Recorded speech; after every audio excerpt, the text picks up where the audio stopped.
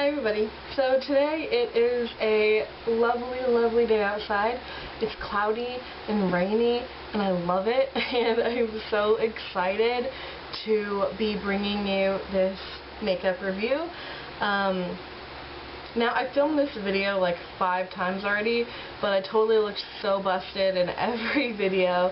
My hair was like bleh, or like I didn't have any makeup on, or I didn't have like a shirt, you know, it was just, I needed to reevaluate my situation.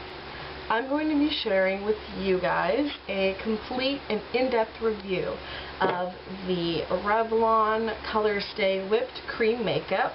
I have the shade 150 Buff, and I am also going to be comparing it to the Dream Matte Mousse. So I had my eye on this product for so long. I was so excited to buy it, and I got it at Ulta for $13.99, even though I saw it at Walmart for $10.99. But I had a coupon, so it was about the same anyway. So I picked this up. Now, in comparison, this was much easier to color match. Why?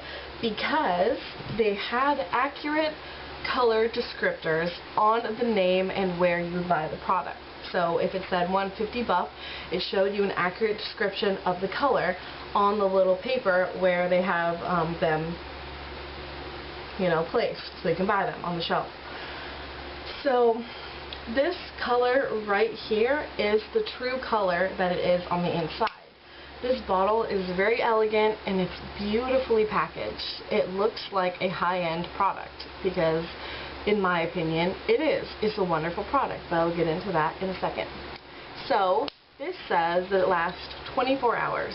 Do I know that for sure? No, I don't wear makeup for 24 hours. But it is the Color Stay line, so I do believe it because I really, really, really love the Color Stay line, and they do exactly what they say they're going to do. So if you're familiar with the Revlon Color Stay makeup line, you know that they have different categories for normal to dry, combo to oily, combo to dry, whatever, on and on and on. Well, this makeup does not have that, at least not in the display that I saw. So there's only one universal formula, which is fine. Okay, so when you open it, you twist off the cap like that. I already twisted it off. And it's like that, and then you get this little seal.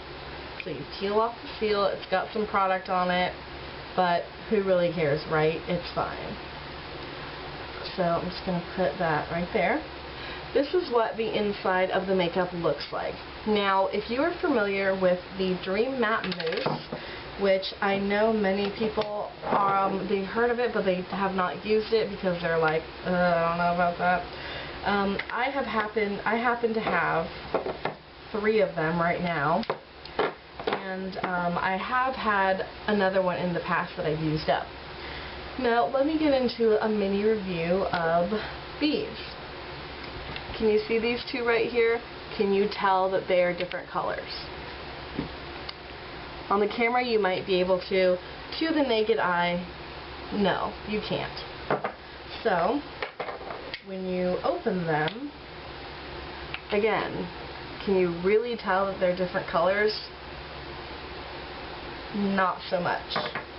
When you swatch them, I'm not worried about wasting them now. Can you honestly tell that they're different colors? Some of you may say yes.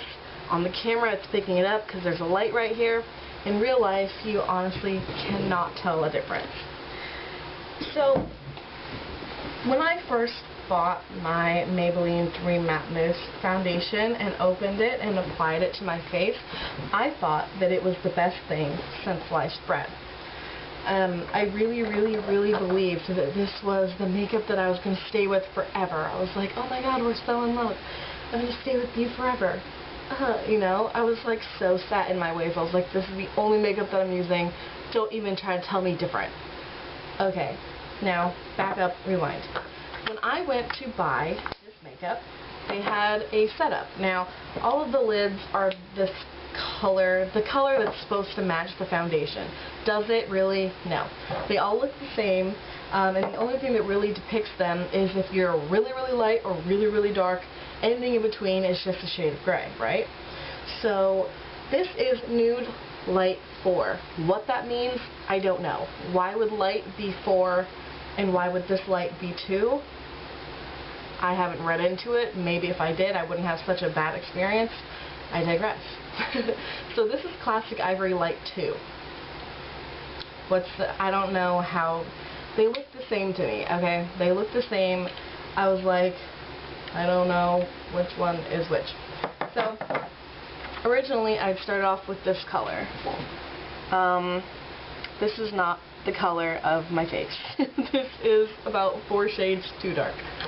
So, I used this and bought another one. Okay, I used up the whole thing and bought another one of this. And I was using it, okay, total foundation line, I was oblivious. I was like, no, it matches, you don't know what you're talking about. But it really didn't. It didn't match at all. So I was totally, okay, denial's not just a river in Egypt on this one.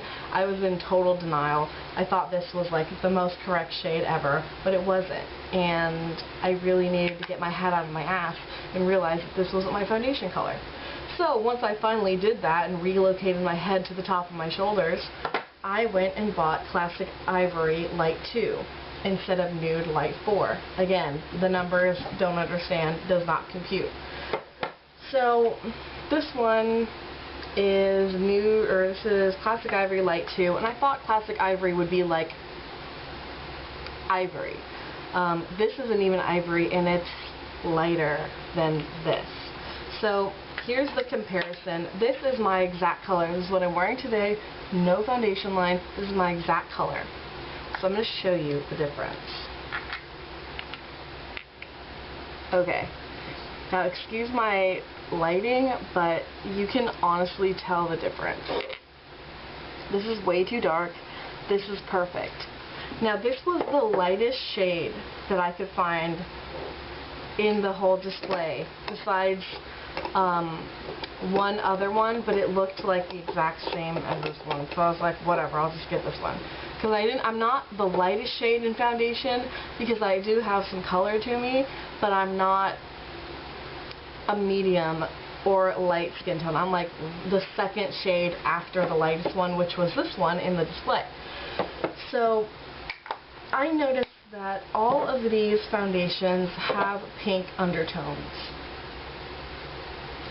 Bad luck for me, I have yellow undertones. So, when I looked at the display of these and the little accurate color descriptions, which was wonderful, might I add, I noticed that the first shade, which was Ivory, I believe, had a pink undertone to it, and I could see it, and I was like, no, I don't need that one. So I went to the next one over, which was this one, 150 Buff, and this one had a yellow undertone on it, which is, you know, my undertones. So it was comparing the two, the first two lightest shades, they were the same shade, just with a different undertone, which was wonderful. That's what I needed. Why is my tongue so swollen? That's what I needed, that's what I wanted. So I picked this one up. It's my exact color, I'll swatch it, and you'll see that when I put it on my finger, it is an odd consistency, and I'm going to talk about that right now. So the consistency of this is odd. It is thick and kind of whipped feeling, but it's not a mousse like this one. See, when you put this on your finger, you can see that it kind of has like air bubbles in it, and when I swatch them, you can tell the difference. See how it's like kind of chunky and this one's just smooth? Now, depending on your skin tone and your skin type and your preference, if you want a more creamy or you want a more mousse-like, that's up to you. If you want the more mousse, go with Dream Matte Mousse. If you want a thick, creamy one that glides on and is like heaven angels, you know, on your face, then I would pick this one. So quickly before my camera runs out of battery, what was I going to say? Now I'm just wasting time. Oh, okay. So Dream Matte Mousse is really for people with combination to normal to oily skin, on the oilier side. The reason I say that is because if you have any dry patches at all, this will accentuate it like nobody's business. There is no hiding dry patches with this foundation. That is the worst thing ever. First of all, people with oily skin don't want to wear this because they want something that's going to like not move around on their face. That's what the thought is, but this doesn't move around on your face, really, because I have combination oily skin, and this worked just fine for me. It was great, but the color was wrong, and if the color was right, I probably wouldn't have bought this foundation. It's just the coloring issue. I love everything about this. I love it. It's wonderful, except for the coloring. It's too dark, and they're all too similar. It's either you're really, really light, which in this is like almost the lightest one, and it's too dark, or you're really, really, really dark.